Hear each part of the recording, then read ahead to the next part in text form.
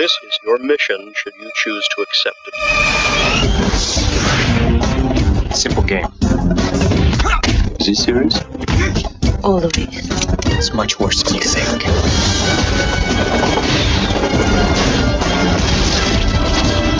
I can understand you're very upset. You've never seen me very upset. This tape will self-destruct in 5 seconds. Rated PG-13.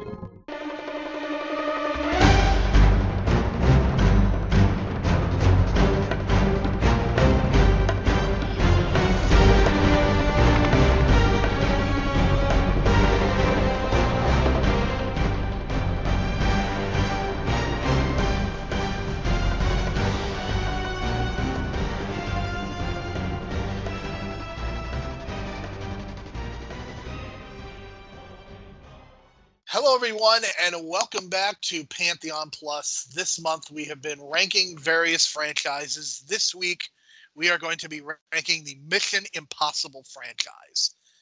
As stated before, we are a podcast that is part of the Real World Podcasting Network. Please leave a 4 or 5 star review so as to help people discover the great work that we are doing here at the Real World with Brian and myself. Brian is, of course, my co-host, Brian the Brain. And Brian, all I can say is we have ranked 3 franchises over the course of this month, going back to Rocky and Creed. Last week we did Star Trek, and this week we are, of course, doing Mission Impossible.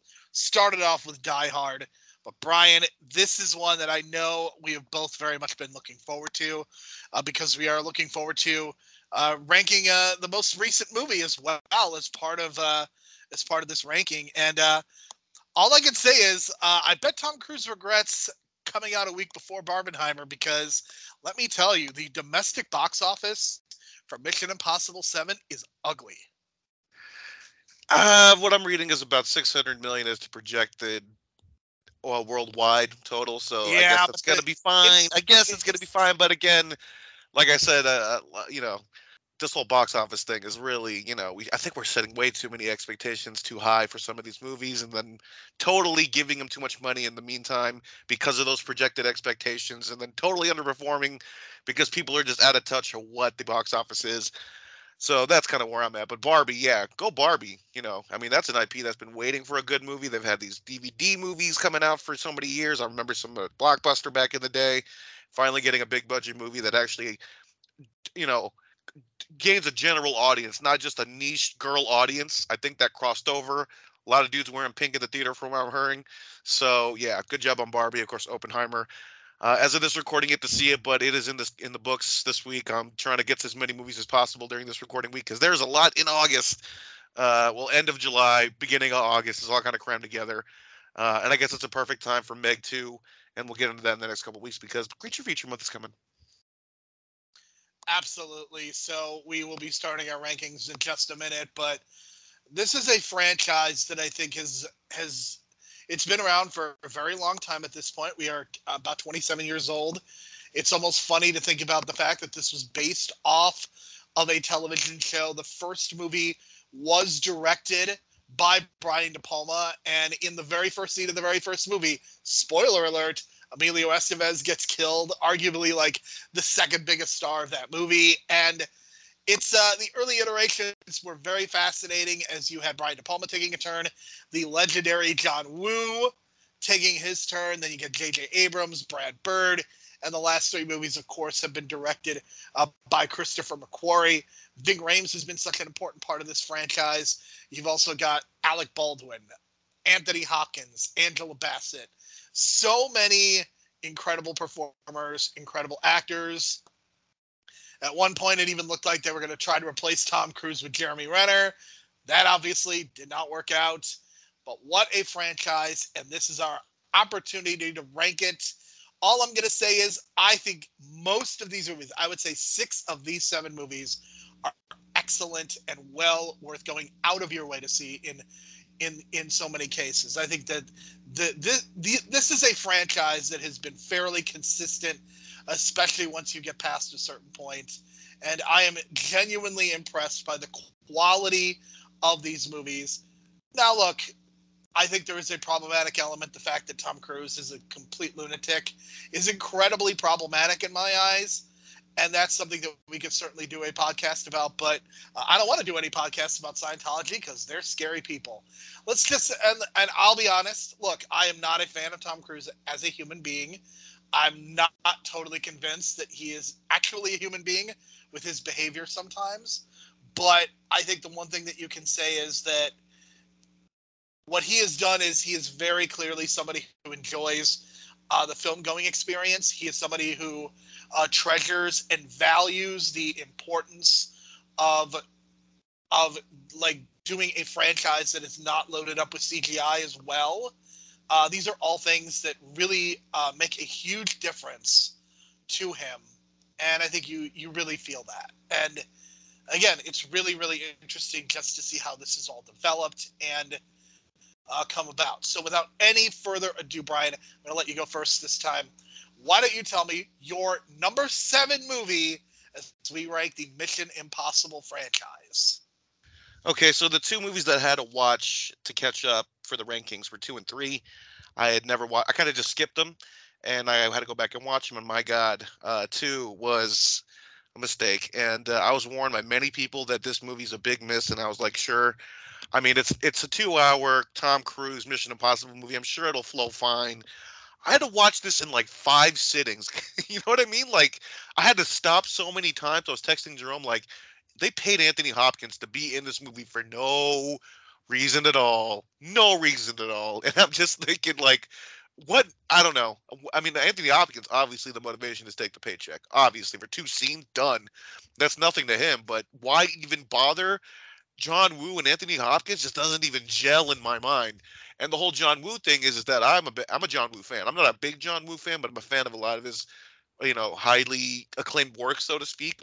And it's not that I don't think he can direct Americans, because I like Broken Arrow, I like Face Off. It's just the tone, and John Woo's tone does not fit with espionage. It just doesn't. Like, his is hard, gritty crime drama, not spy espionage movies, and I think that's the big problem here. And it's a big contrast of styles, because they're both Tom Cruise, John Woo. You would think, oh yeah, they're on the same page, they're gonna have an action spectacular.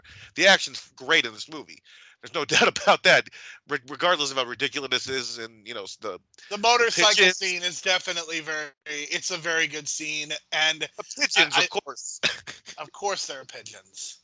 Yes, and just so many crazy things. But poor Tandy Newton gets lost in the shuffle with a terrible written character and all these terribly written villains. And I felt like they got a bunch of B villains grouped together from other movies you spotted before. It's like, oh yeah, that's Dracula from Van Helsing, or blah blah blah. And he was also the bad guy in Moulin Rouge, but I think he's more known to Van Helsing, unfortunately. But still, just unfortunate casting in terms of the villains, and just overall just poor execution. And I just couldn't believe that Tom Cruise was just smiling the whole fucking time, and it was creepy, like pervy creepy.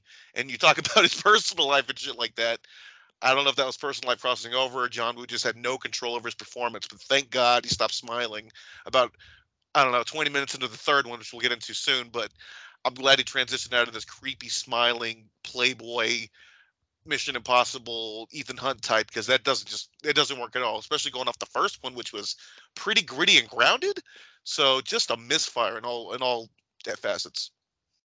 So this is also my number 7. I think I like this movie maybe a little bit more than you do, because I'm not going to sit here and tell you that it's good. And I would tell you that the last half hour of this movie is a borderline abomination. I will say I think Tandy Newton and Tom Cruise have decent chemistry, which is always a challenge. I do like some of their interactions. I love the Ving Rhames aspect of this movie as well. Ving Rhames, it's great that he has been such a part of this franchise. And there's a couple good action scenes.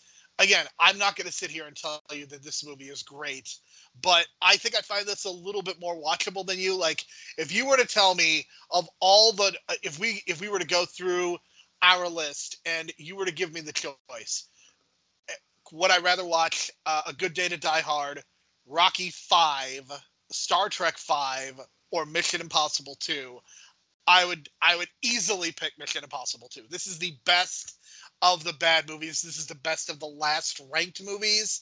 So all I'm going to say is that this movie is not terrible in my view, but it's definitely the weakest of the Mission Impossible movies by a wide margin. Like, this movie I give on Letterboxd it as 2.5 stars. My number 6 pick is 3.5 stars. So that is a huge gulf. So let's shift away. What is your number 6? Okay, so this is where like the next 3 movies are kind of like 7.5s. You know what I mean? And then the next tier is like an 8, and then my number 1 is an 8.5. So that's kind of where I'm at in terms of the rankings. And you mentioned how consistent this series is. Aside from 2, very consistent. And what I think the consistency lies into is the gap in time. So Rogue Nation, I think, is the first time we got Benji, Ving Rhames, and Tom Cruise together, and I'm finally glad that they got that dynamic together because I felt like they wasted it in Ghost Protocol. But I don't know if Ving Rhames, maybe there was something there that I didn't read upon, but he wasn't, spoiler alert, he does appear at the end, but he's not part of the team, quote unquote, in that movie. So them coming together for the first time really works out here because I think the 3 of them just clicked so well. But there's a lot of forgettable elements, and this is where Rebecca Ferguson comes in. I could have sworn she came in Fallout, but she was actually, this is her first appearance here, so she's been in the series longer than I even thought. Just that plane sequence from the beginning is so like memorable to a lot of people. Just legit Tom Cruise hanging from the side of a plane is just incredible stuff. And this is where they started to elevate, I think, even further from Ghost Protocol, which already had its heights in terms of action sequences with the Dubai scene. They try to just take it to the next level as humanly possible. And this is where the Christopher McQuarrie starts taking over the directing chair. And, this is where they start elevating things. Now, the plots seem to be, I would say, kind of average, mid, until, I would say the Fallout plot is probably the best because it's the most personal. But out of the McQuarrie movies, they don't really try to focus too much on the plot, I feel, but they try to elevate these action set pieces up to the point where it's like this giant finale where previous movies didn't really do that. But this is the first time I feel like they set this template where for the next, 4 movies onward, it's this thing where it's like big action sequence at the beginning, even bigger one in the middle with like a car chase or something, or a motorcycle chase, and then elevated to a different, bigger set piece, which we saw in the most recent one in Dead Reckoning. So I feel like this kind of set the modern template of what the Mission Impossible movies are. And I think, Rebecca Ferguson coming in was good. I mean, Alec Baldwin was good for the role he was in, and I don't want to talk about the personal stuff that he's involved right now and all that kind of bullshit, but he's a shooter, Brian, a literal shooter.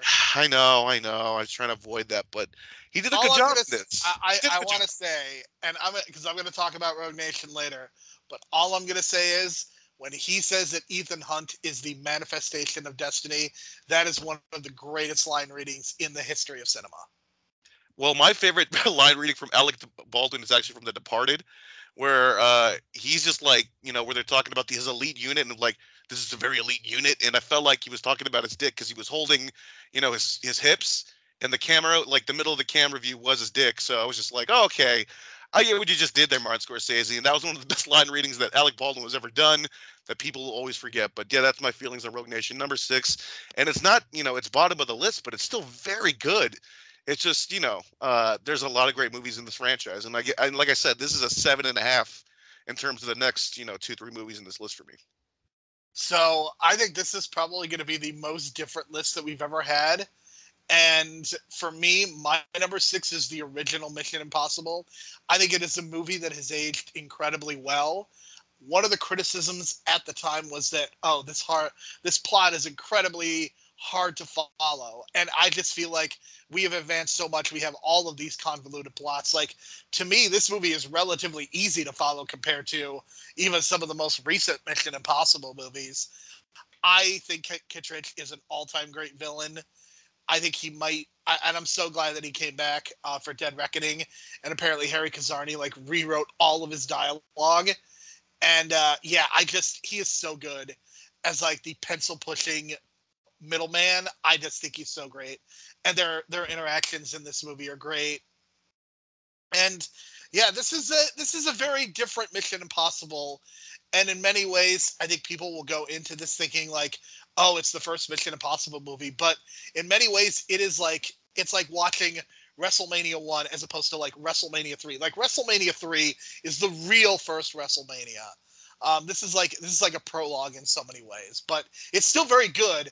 I still think it holds up well. I still think it's worth watching because I think Brian De Palma is an incredibly underrated director, and I think he's somebody that deserves his flowers in terms of what he's been able to do over his career and taking this TV show and turning it into this major action franchise. So yeah, Mission Impossible is really good.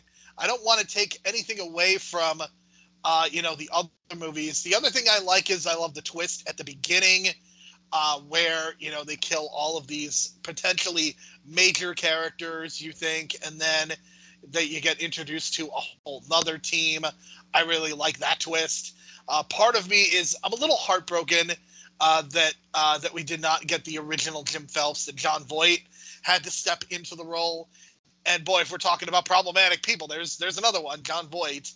But yeah, Kristen Scott Thomas and Vanessa Redgrave I think are really good, as is Gene Reno. Yeah, Mission Impossible is really good, man. Like the original, it still holds up, and of course the iconic moment of him falling all the way down and just before the ground, like doing his little pose. I mean, that's an iconic moment that has been parodied to death, more so than I think a lot of the other specific scenes in the other Mission Impossible movie. Yeah, Mission Impossible, the original from 1996, is pretty great. Yeah, I have a lot of nostalgic love for that movie, but I'm going to get to that in a couple picks soon because I have it a little bit higher because I have a lot of nostalgic love for it, especially since I watched it with my aunt back in the day. So in the theater in 96, in the middle of the summer, yeah, it was awesome. So my number 5, Dead Reckoning Part 1 just came out. This movie does have some flaws that I kind of pick at and make fun of. The Terminator plot, the AI plot. Mission Impossible goes sci-fi, but I just love the layout of the movie and the introduction of Haley Atwell's character. And I know we kind of have a disagreement that I think she should take over the franchise, but you think the franchise should just kind of die after the next couple movies, and I get that. But for like a handing of the torch, it kind of made sense because she accepts the job at the end of the movie. Spoiler alert.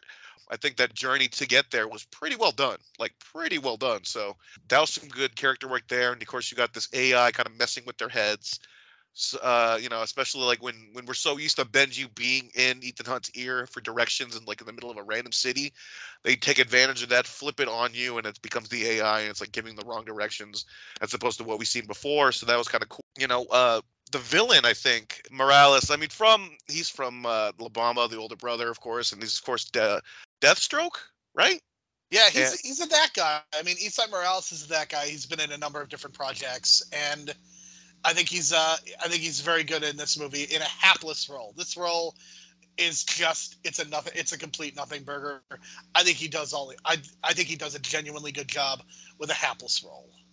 Yeah, but I think he just, him coming out of nowhere, because I think what this does is kind of brings people back to La Bamba. Honestly, like it really does, because that movie's so iconic now in terms of the generations that have passed it down.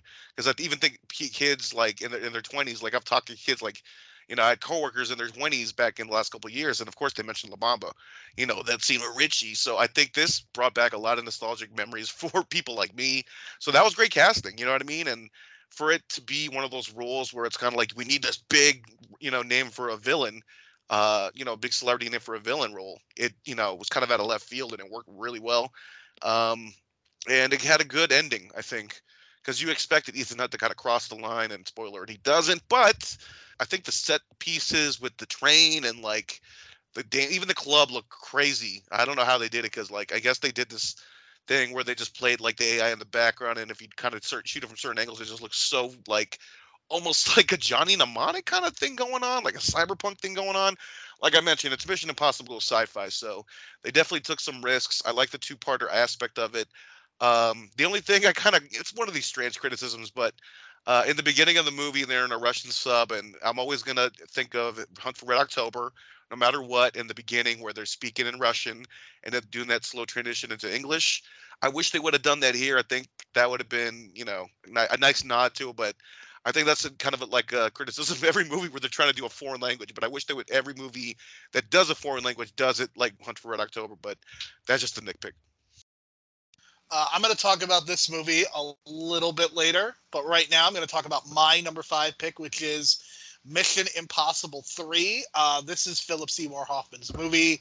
It is unfortunate that Philip Seymour Hoffman is no longer with us because this might be one of his best performances. Like, I know he's done a lot of great indie work, but for my money, like him as the villain in this movie, this is the definitive villain in the Mission Impossible universe. I don't know what it says about the rest of the movies that this is only my number 5, but I think there's some choices that are made about Ethan Hunt having him be married. What a weird choice. I think it works I actually think it works because of what they do in number 6, but in the context of this movie, I don't think it works out very well at all. There's some choices made. Kerry Russell, look, I like Kerry Russell a lot, but it really feels like J.J. Abrams has cast her in 2 different movies. In one movie, Kerry Russell basically like dies in 5 minutes, and the other, we don't see her face at all in Rise of Skywalker, and it is just it's bad, man. But I do think that there's a lot of really good stuff to this movie, and a lot of it involves Philip Seymour Hoffman. He is a great foil for Ethan Hunt, and you also get the debut of Simon Pegg in this movie. So yeah, I think Mission Impossible, just in terms of the action, I think it's solid. I think J.J. Abrams is really able to kind of make this. I think he's able to update the franchise. Like, Mission Impossible was that one thing. Mission Impossible 2 was something completely different. And I don't know that this set up the template, but you could definitely feel like this franchise is kind of coming into its own. And this really does, in many ways, feel like the actual start of the Mission Impossible franchise. And it's interesting because this movie, as good as it is, was not a huge box office smash because of all the controversy that Tom Cruise had gotten himself in, berating Brooke Shields and talking against therapy, talking about his engagement with Katie Holmes. He did not jump on the couch, by the way. I think I just want to point that out. Like, people think he jumped. He did not jump on the couch, Brian. That is a Mandela effect in full swing. But yeah, Tom Cruise got himself in some trouble, and this movie is a victim of that. And it's very good, but if you look at the box office, it's kind of a disappointment. Yeah, it's interesting how he came back from that. I think Tropic Thunder really helped when he had that role 3 years later. But yeah, for my number 4, Ghost Protocol. I think the action stuff in this movie is just incredible. Plot's okay. Jeremy Renner's fun. My only kind of nitpick in this is Paula Patton. I felt like she was kind of like she didn't fit the role. It felt like she was kind of insecure being in the role, which kind of sucks. I felt like she held her own in certain scenes, but then I don't know, she felt like unsure of herself in some of the dramatic pieces and some of the dramatic scenes, or some of the undercover stuff when she was trying to be in that ballroom in Dubai. So there's some stuff that wasn't really working for me. But in terms of the action, I think just visually, just the idea of scaling the tallest building in the world. It's just incredible. And I wish I saw it on IMAX, but this was actually one of the first rentals I ever did on Redbox, to be honest. So that's kind of dating it. And 2011, probably rented on Redbox around December when it came out on DVD. So yeah, it was a fun time. I actually came out in December, so this is probably like 2012. Middle of 2012 when I got this on Redbox, but still, like, just the visual, like actually going to Dubai, and then the sandstorm, and then I don't know, I just felt like they really upped the ante in terms of the action compared to 3. Even 2, like they even just, I think it just shadows in comparison to the first 3 movies, and Brad Bird stepped it up, and he did a good job. Like, I think for what he was trying to do, it works. You know what I mean? And trying to step out of the box a little bit, trying to recreate some of those iconic the technology moments. Constantly failing, I think, is one of the best gags. Right, that's true. And this is where we get Benji on the team instead of just being the guy in the office kind of guy. And it worked. You know what I mean? And again, I wish Ving Rhames was in this as part of the team, but unfortunately they went a different route, but they saved it for the ending and the big reveal. And unfortunately, it looks like Ethan got a divorce from his wife, and that Ving Rhames is looking out for his wife and just making sure she's safe. Because based on the events of 3, things can't be the same anymore, obviously. So that was kind of a nice way to kind of put things together, because it almost felt like 1, 2, and 3 could have been their own kind of individual movie, but 4 was like the first time it felt like they were kind of unifying all the movies together into one continuity, calling back.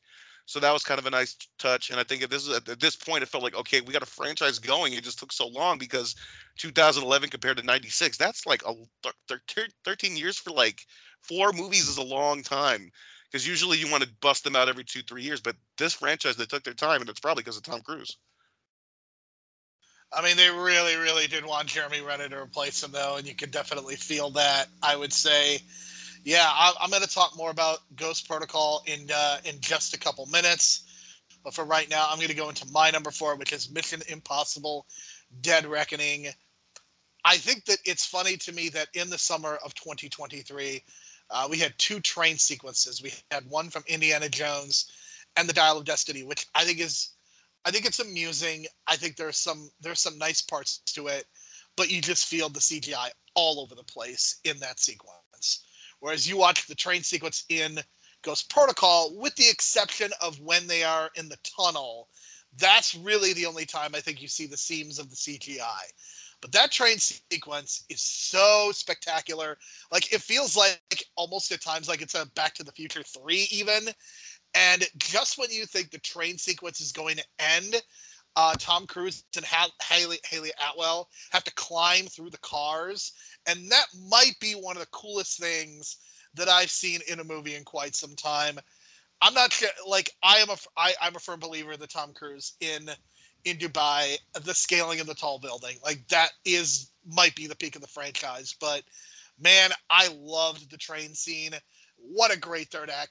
And even within that third act, like, there's some really great performances. Like, you get Vanessa Kirby pretending to be Haley Atwell, pretending to be Vanessa Kirby.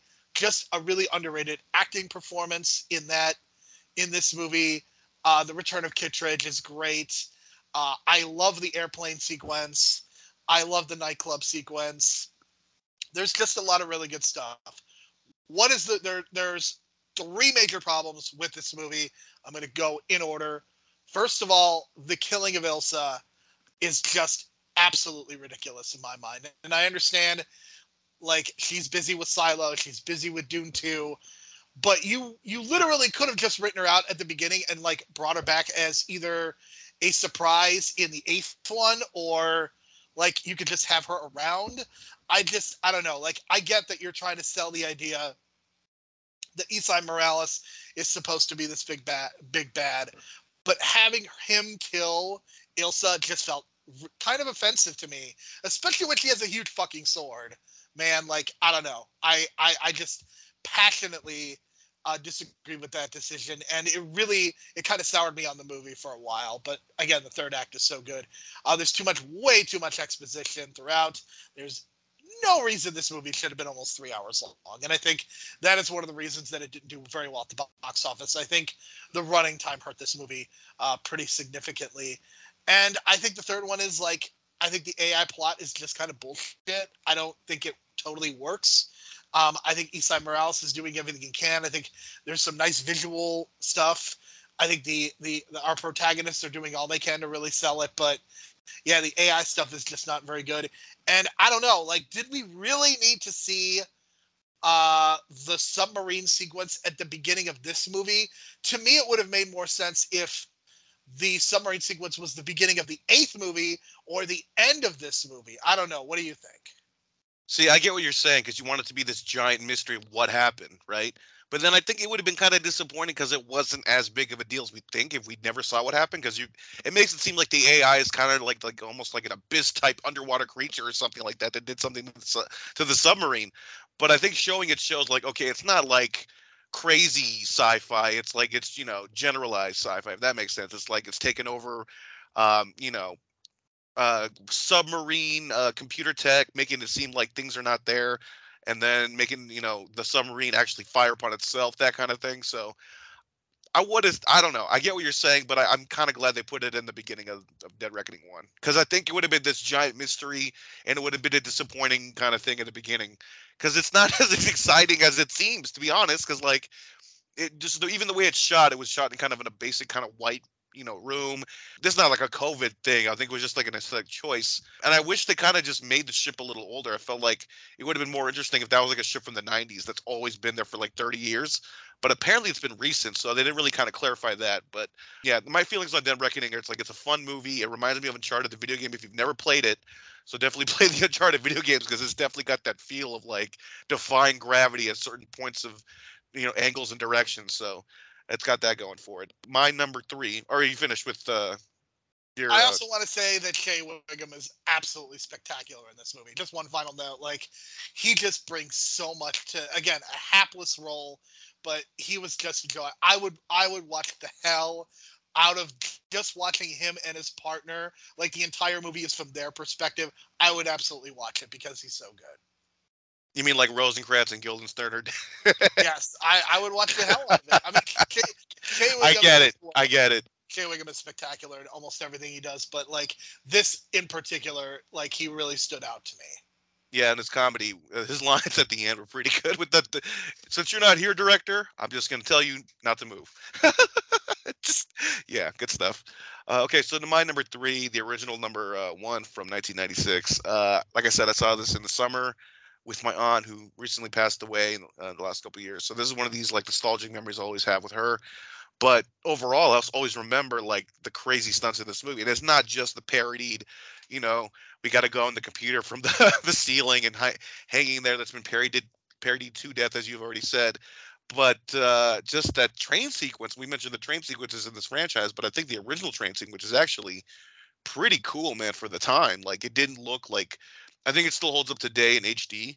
And that's always kind of the test nowadays for the older movies is how do they look in HD. Because if it's good enough, they're definitely going to put it on in 4K to make that extra dollar, right? So I think they've shot it well in 96 to where it holds up now. And, some of the stuff that we see now in, of course, the modern Mission Impossible movies stem from the original, the whole idea of, hey, we're going to have a mask and just kind of have this big reveal somehow throughout the movie. And it's always been like that through every Mission Impossible movie. So that's kind of been not the running gag, but the running gimmick, I would say, that, the audience pops for every time. Kind of its trademark gimmick. It started in the first one, and I loved it.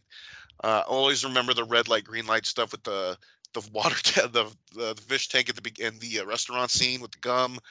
They had a lot of cool tech, and I felt like, this is where they were kind of slightly ripping off James Bond with the tech scene stuff, but it was still kind of its own movie because at the beginning, like you mentioned, like everyone that seems like as a main character gets killed off at the beginning, so it starts off with this giant mystery. With everything unfolding, and then it turns out the boss is the bad guy kind of deal, and all that kind of thing, and then the big reveals of who's still alive and who's still on your side, and all that kind of ties into what the modern Mission Impossible is now. So I think it's very underrated, and Brian De Palma.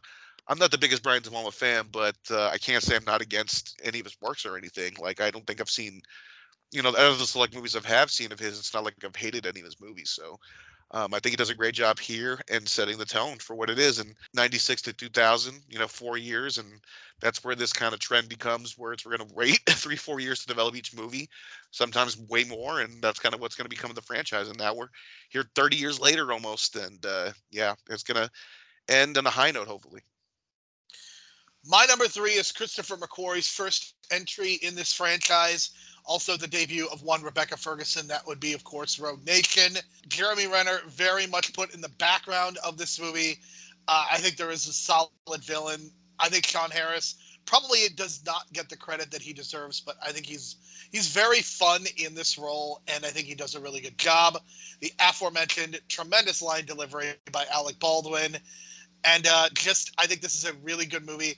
I think this is also where we really see Ethan Hunt just go from this like very up and down character in terms of the characterization to being just very focused on the mission and just being kind of bigger than a human being almost. And I think you saw signs of it in previous movies, but this is definitely where that is fully realized. I love the opera scene. The opera scene is, for me, one of the standouts of this franchise, and it's pretty great. And also a great use of Rebecca Ferguson in that. I think it has a really solid third act as well. Yeah, Rogue Nation is really, really good. And I think it's one of those that could easily be forgotten just because what happens with the next one and what happens with the previous one. But this is a really, really good entry into the franchise. A great introduction for Christopher McQuarrie. Also great to see the chemistry between Tom Cruise and Rebecca Ferguson. You also have Simon Pegg and Ving Rhames on the same team. Yeah, I'm a huge fan of Rogue Nation. Okay, so I just watched this recently, number 2, Mission Impossible 3. I don't know what it is, but I think J.J. Abrams just kind of gets my sensibilities. And yeah, I don't know. It's just the idea that we're going to have a MacGuffin and we're not going to reveal what the MacGuffin exactly is, I think stands out the most to me, because all the MacGuffins in this whole series, it's always some kind of weird terrorist kind of chemical weapon or some kind of weapon, or a nuke's going to drop on a city or something, or a nerve gas or something. And in this case, we never knew what it was. And, Simon Pegg, Benji, has this kind of speculation as the God particle or whatever. And I think that's just obvious red herring. But I'm cool with it, man. Like, I'm totally cool with it, because we really don't need to know. I mean, it's a terrorist weapon. Boom. That's all you need to know. And the whole rabbit's foot thing, and I just loved it. I don't know what it is, but just the idea of a MacGuffin that doesn't pay off, but pays off in a way where the story doesn't need it to pay off. It's like, okay, I'm cool with it. And then, we talk about these elevated final action sequences in these movies.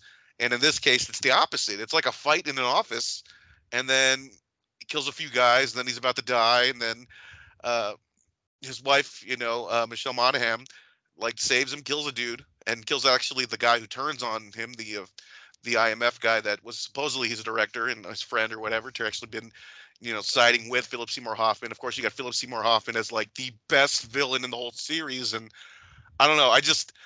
To me, like, I felt like the lead was buried on that one, and not a lot of people like were saying that, you gotta watch Mission Impossible 3 because of Philip Seymour Hoffman. It just seemed like, oh yeah, it's a great movie, you should check it out. But you must be looking in the wrong circles, because every time I hear podcasters talk about this franchise, like, he is one of the first things that gets brought up. See, that's the thing. It's like, I've never heard that. I don't know what it is. Maybe I'm just in the wrong circles, or just reading the wrong reviews, and just not paying attention to the right things. But you would have think, me being a fan of his work so much, I would have watched this so much earlier. You know what I mean? But it came out in 2006. I just watched it in 2023. So what does that tell you? I don't know. But I love that bridge sequence too, like, a lot. And the concept of it's not even the idea of like he wanted to get caught and everyone rips that off from The Dark Knight, right? And even Bond did that with the Bardem villain. Even Mission Impossible does that in Fallout. So, but in this case, it's like, it was just, he's so powerful. His dudes knew when and where, if something were to happen, where to find him, and they found him, and they just got him out. And like, there was nothing Ethan could do about it, because no matter how hard he tried, he was just going to get away, and he gets away, and then he ends up getting his wife, and then sets with the whole third act, and they go to China, and that whole chase in China was really good. And then you got that scaling, the building sequence in China, which is really well done, even for a night sequence.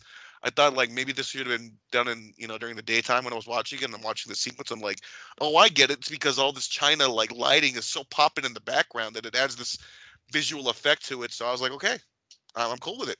Just this whole, like, thing with the boss, Lawrence Fishburne, just being this asshole and having to stick up his ass the whole time. And it's like, okay, we get it. This is either a red herring or he's really the bad guy. And it turns out he's just a red herring.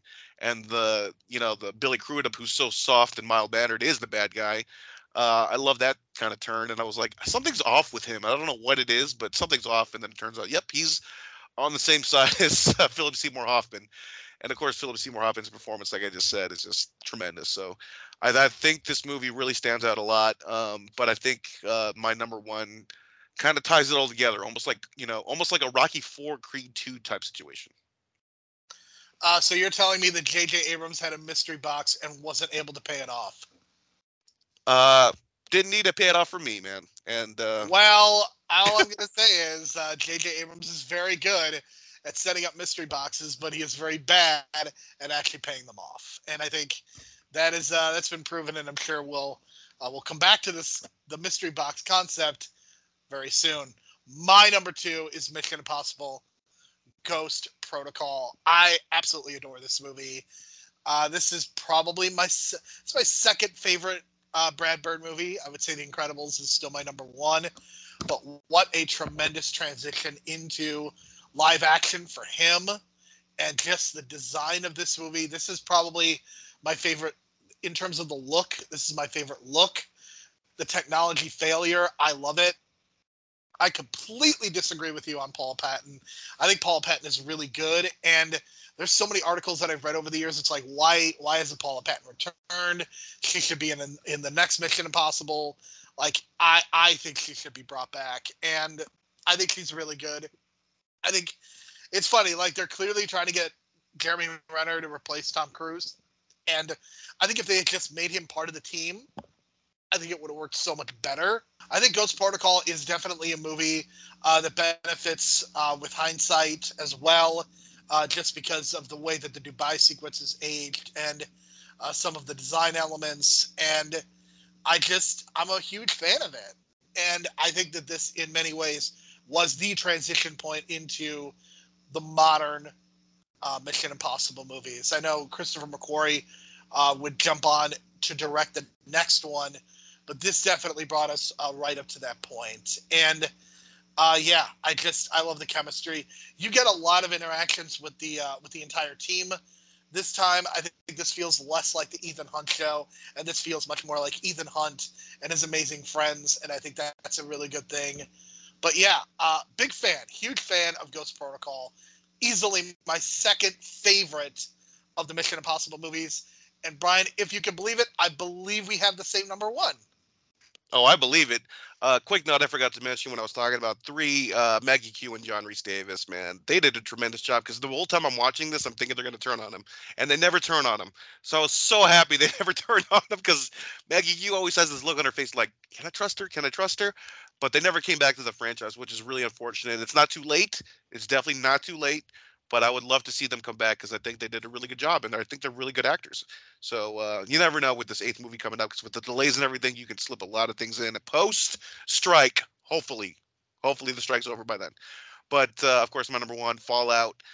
A lot going on with this movie. Like I said, it's a tie-in to number 3. And when I watched it at the time, I was like, oh, she's from 3. And then I was talking to my buddy, and I was like, he was trying to explain to me all this stuff really quick while we're in the movie, because, of course, I didn't see 3 at the time. And so everything's kind of tying together in this idea that the bad guy, Sean Harris, Solomon Lane, very much a Joker Riddler type. I'm glad that this is the first time when a villain comes back in the next consecutive movie in the same kind of big villain role. So that's kind of a first, and just him doing that kind of Batman Joker kind of dynamic with Ethan Hunt, and then putting him on the spot about gonna blow a nuke in this little town where your wife is doing medical research. And willing to kill everyone around her just to get to her. Very sadistic stuff. And, he's very much like the number 2, I would say, in terms of the villains on the list behind Philip Seymour Hoffman. And, I just think that's a great connection, especially now when I watch 3. I was like, God, man, that just makes Fallout even better. And then you got Henry Cavill in kind of what I want to call the Jaws role from James Bond, the henchman role, which is kind of different for him. But he fits that role so well, and him with the mustache, it's clear that he was going to be a bad guy when he turns halfway through. But it's just like, you want to cheer for Henry Cavill, I feel, as the good guy. That's just me. But then, of course, that mustache really doesn't make you want to trust him. And then, of course, the whole mustache deal with Justice League. Well, we can get into that.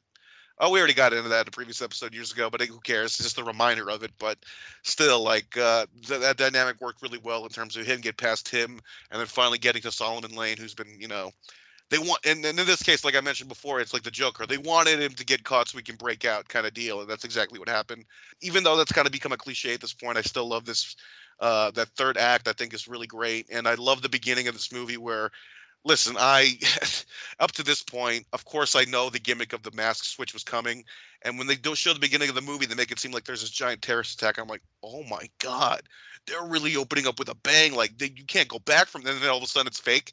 I was like, God damn it. They had me. They really had me in that fake Great out. use of Wolf Blitzer, by the way. Yeah, that the news thing really got me. And I was like, holy shit, they're really starting out like in the negative in this, and they really got to dig out of a hole. But the hole wasn't too big wasn't too big to dig out of from that point. But man, that reveal really tricked the shit out of me. It's a shame that Rebecca Ferguson was pregnant during the shoot of this movie, because she was not in it as much as I would have liked to have seen her in it. I think this is a really, really good movie. This is easily the best of the 7 Mission Impossible movies, and I think it stands out for a number of reasons. I think it's one of the most consistent, even though it's 2 hours and 27 minutes. I think it has a really good first act. I think it really has a good second act. I think the jump from space and then the bathroom scene when Henry Cavill loads his arm. I mean, that's cinema right there. It's Henry Cavill loading his arms before he's going to punch Tom Cruise in the bathroom. It's so great. The third act, of course, when they're flying the helicopters, just an unbelievable sequence of tension. The nuclear weapons. I also love the part when they show what could hypothetically happen in the under the circumstances as well, and kind of showing what could happen versus what actually happens a little bit later. Yeah, this movie is so good, and in a franchise with a lot of really good movies, I think it takes a lot to stand out, and I think it's easy to have these movies run together. But to me, what makes 6 so special is the big leap from space. It's the fight. It's Tom Cruise. It's the surprise of Michelle Monaghan.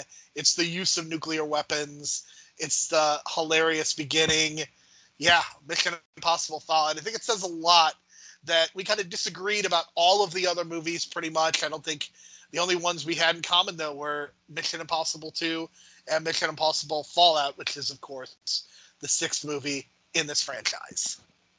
Yeah, that's kind of how I figured it would come out because, my first reaction watching 3 just quite recently before this recording, like a couple days, this is like, okay, that might have been the best one. I had to think about it. I was like, it's not necessarily the best one. I think Fallout ties it well together, and I think that's what it does. Like, if you watch 3 and Fallout back to back, you don't even, I guess Rogue Nation as well, but if you just watch those 2 back to back, it's got that emotional gun punch and that emotional stakes towards the end of the third act of Fallout. So I think all that just kind of works, you know what I mean? And just, the idea of Solomon Kane willing to just, it's very much Joker, where he's willing to kill other people just to kill the one person that means the most to Ethan Hunt, I think is just so diabolical. It's in the vein of what Philip Seymour Hoffman would probably do. So I like that idea. But, man, if Philip Seymour Hoffman's character met Solomon Kane, what a duo that would have made. But, of course, unfortunately, Philip Seymour Hoffman had passed away up to this point. But you never know because, he does die. But, cloning in this franchise easily can be done. People wearing masks and shit. And no one really dies in this franchise, I feel. Because, yes, Rebecca Ferguson did die in the middle of, Dead Reckoning. But she also died at the beginning of Dead Reckoning. So who knows nowadays? Yeah, I'm sure we can get into that at some point. But for right now, we're going to talk about what's coming up next week. So next week, Brian, we are bringing back Superhero Pantheon. We are doing a summer giant-sized annual. We are going to be reviewing a movie that I know is near and dear to your heart. Will it go into the Superhero Pantheon? We will find out next week. We will be discussing Spider-Man No Way Home from 2021. I know we said we were not going to do Pantheon for a while, but because of the extra Tuesday in August, we decided this is a great time to bring it back. And what a movie to bring it back with, because, again, this is a movie that means a lot to you, means a lot to me. Very much looking forward to discussing this. Oh, yeah, I'm super excited. Alfred Molina, man, him coming back really set the tone and the direction of what was to come and all the build up. And I think we're going to talk about that because I think that's a key point, him getting announced and everything kind of snowballing after that effect. And not even to having to advertise to the 2 surprises in the movie just because you advertised Alfred Molina already. Smart move. But we'll talk about that next week and how much I love that movie. And, I really love the Statue of Liberty scene, but we'll talk about that soon. All right. For Brian, my name is Jerome. Thank you so much for listening. We accepted our mission, and we ranked a number of franchises, ending with Mission Impossible. We will talk to you all again next week. I'm gonna find her.